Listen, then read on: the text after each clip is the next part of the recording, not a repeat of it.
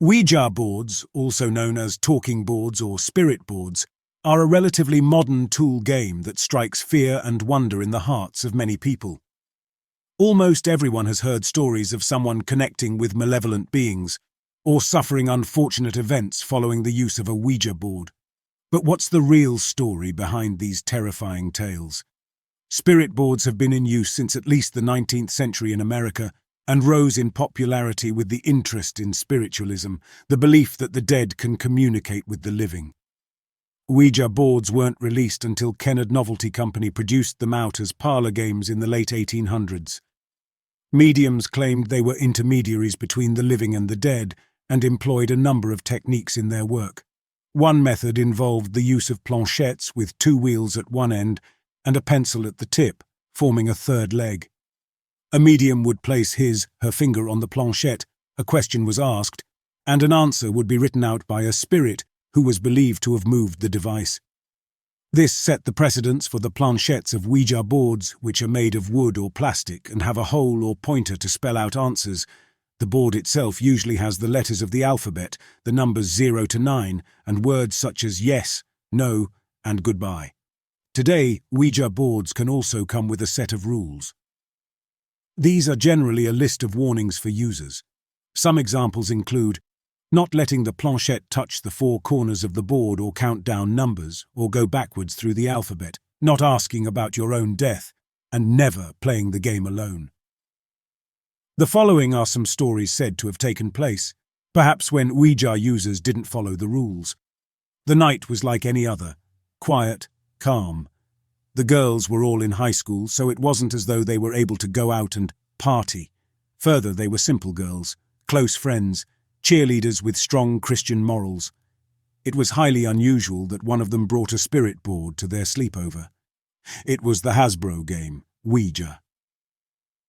Easily found in most stores and thrift shops and reasonably priced, it wasn't hidden away in a dark corner of an old, dingy attic with a foreboding, wilting candle flickering across its surface.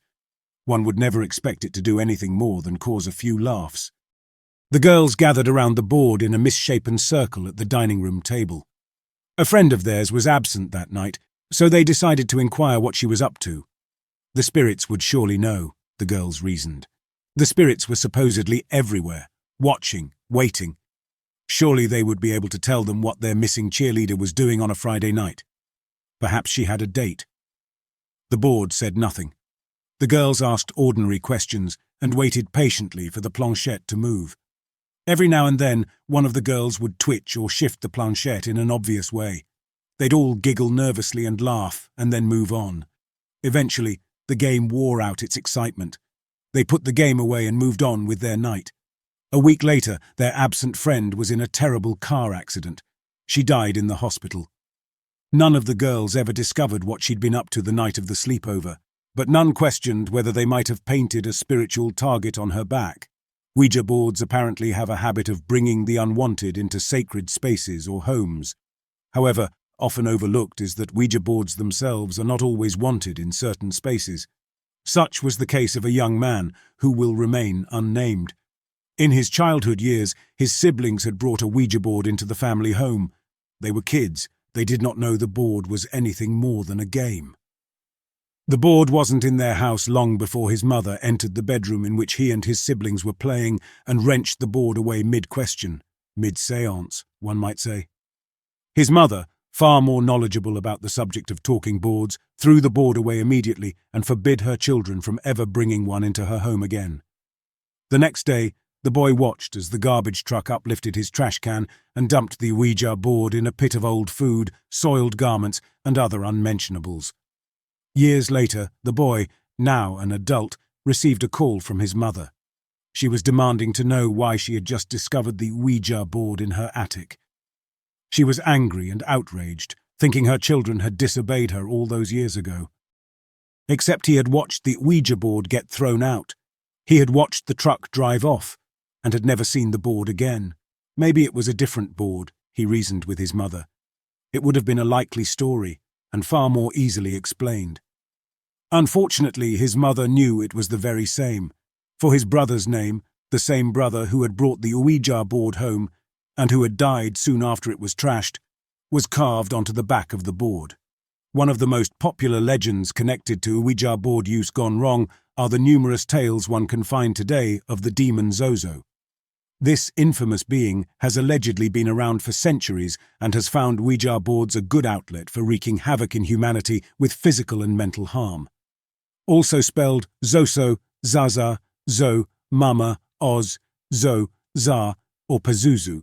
Some say this being is an ancient force from hell, others fear even saying its name out loud conjures it, and still more claim it can shapeshift and has the ability to possess individuals. In 2009, Darren Evans became the first person known to have posted his experience with the demon online.